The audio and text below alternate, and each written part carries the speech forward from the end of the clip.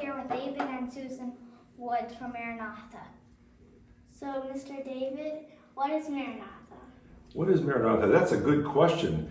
Maranatha was an organization started for kids to be a part of mission, to go help build schools and churches where kids have no place to go. Maybe they're under a tree.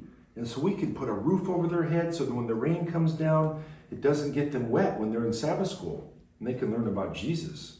And Maranatha also drills wells so people can have water to drink.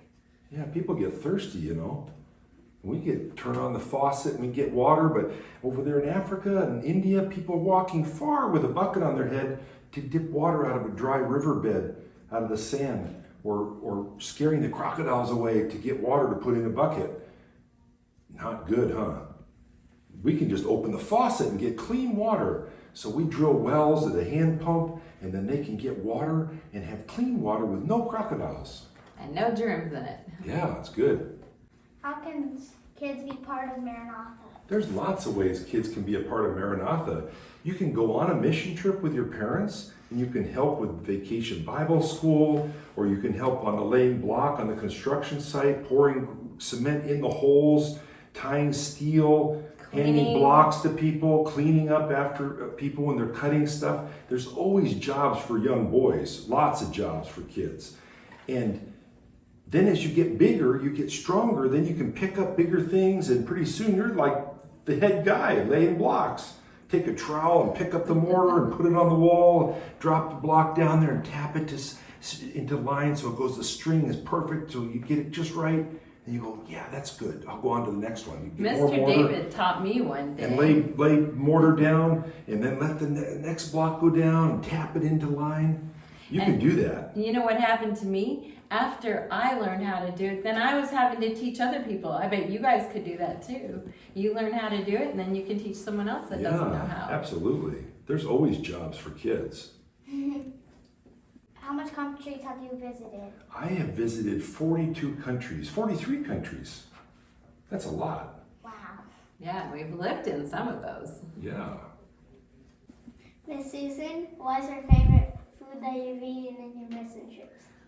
You know what? I love fruit, so I have to say it's mangoes and pineapples. Do you like those too? Yeah. Yeah.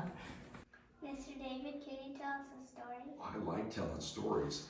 One time, we were camping in a tent on the ground, sleeping on the tent in the ground, and we woke up, my wife and I heard this noise.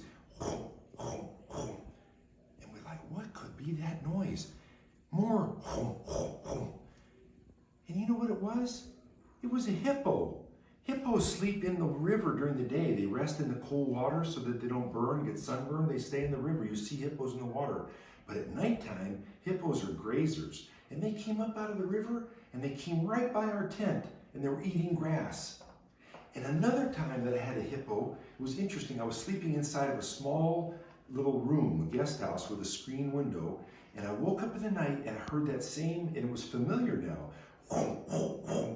Because they have big wide mouths and they just grab the grass and tear it off. So they're tearing off the grass. And I heard that. So I took my flashlight and I shone out the window, and there was a hippo right outside the window. If the glass would not have been there in the screen, I could have touched him.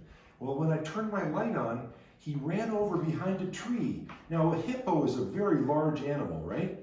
The tree was, look at me, the tree was this big around, just a small tree. Do you think a hippo can hide behind a tree that big? If you're playing hide and seek and you pick a little tree in the yard that's only this big, do you think that your brother won't be able to see you? Your eyes can be behind the tree and you think, oh, he can't see me, but your body's outside. Well, this hippo ran behind the tree and is hiding his eyes. His eyes couldn't see my light because he was behind this small tree.